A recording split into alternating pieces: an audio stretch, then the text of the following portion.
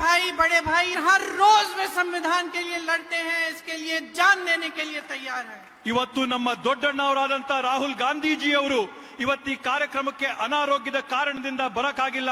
ಆದ್ರೆ ತಾವೆಲ್ಲ ತಿಳ್ಕೊಳ್ಳಿ, ತಮಗೋಸ್ಕರ, ಈ ಸಂವಿಧಾನಕ್ಕೋಸ್ಕರ, ಈ ದೇಶಕ್ಕೋಸ್ಕರ ರಾಹುಲ್ ಗಾಂಧೀಜಿ ಅವರು ಪ್ರತಿ ದಿನ ಪ್ರತಿ ಕ್ಷಣ ಹೋರಾಟ ಮಾಡ್ತಾ ಇದ್ದಾರೆ ಅಂತ ಹೇಳಿ. और इसीलिए ये सरकार राहुल गांधी से डरती है.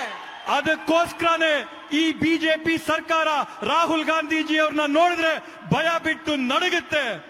जब राहुल गांधी संसद में खड़े होते हैं बात करने के लिए, बोलने के लिए, न्याय मांगने के लिए, आपके लिए, तब ये सरकार कुछ भी करती है, उस संसद को उस दिन रद्द करने की कोशिश करती है, बंद करने की कोशिश करती है, क्योंकि डरती है इनसे.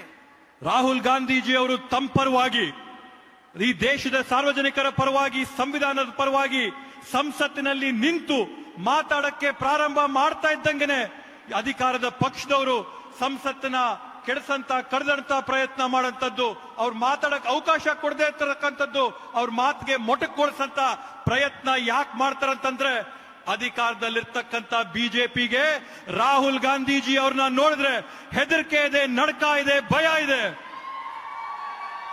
और ये सरकार उनको देखकर कांपती इसलिए है क्योंकि वो सच्चाई की लड़ाई लड़ रहे हैं. ಇವತ್ತು ಈ ಸರ್ಕಾರ ರಾಹುಲ್ ಗಾಂಧೀಜಿ ಅವ್ರನ್ನ ನೋಡಿದ್ರೆ ಯಾಕೆ ನಡಗುತ್ತೆ ಅಂತ ಹೇಳಿದ್ರೆ ರಾಹುಲ್ ಗಾಂಧೀಜಿ ಅವರು ಹೋರಾಟ ಮಾಡ್ತಾ ಇರ್ತಕ್ಕಂಥದ್ದು ಸತ್ಯದ ಪರವಾಗಿ.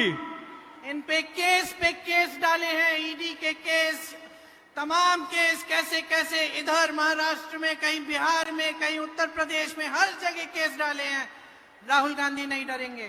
ಇವತ್ತು ರಾಹುಲ್ ಗಾಂಧೀಜಿ ಅವ್ರ ಮೇಲೆ ನೂರಾರು ಸುಳ್ಳು ಕೇಸ್ಗಳಾಕವ್ರೆ, ಬೇರೆ ಬೇರೆ ರೀತಿಯಾದಂತ ಕೇಸ್ಗಳಾಕವ್ರೆ, ಇಡಿ ಐಟಿ ಕೇಸ್ಗಳಾಕವ್ರೆ, ಉತ್ತರ ಪ್ರದೇಶ ರಾಜಸ್ಥಾನದಲ್ಲಿ ಕೇಸ್ ಆಗವ್ರೆ.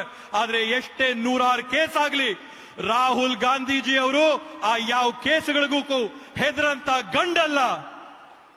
न राहुल गांधी जी डरेंगे, न मल्लिकार्जुन खड़गे जी डरेंगे, न इस मंच पे बैठा कोई भी नेता डरेगा, ना मैं डरूंगी, क्योंकि हमारी विचारधारा लड़ने की है, सच्चाई की है, डरने और कांपने की नहीं है.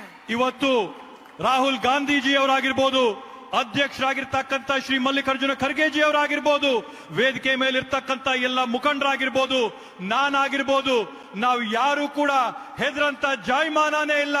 ಯಾಕಂತಂದ್ರೆ ನಾವಿವತ್ತು ಹೋರಾಟ ಮಾಡ್ತಾ ಇರ್ತಕ್ಕಂಥದ್ದು ಸತ್ಯ ನಿಷ್ಠೆಯ ಬಗ್ಗೆ. ನಮ್ಮ ಹೋರಾಟ ನಿರಂತರ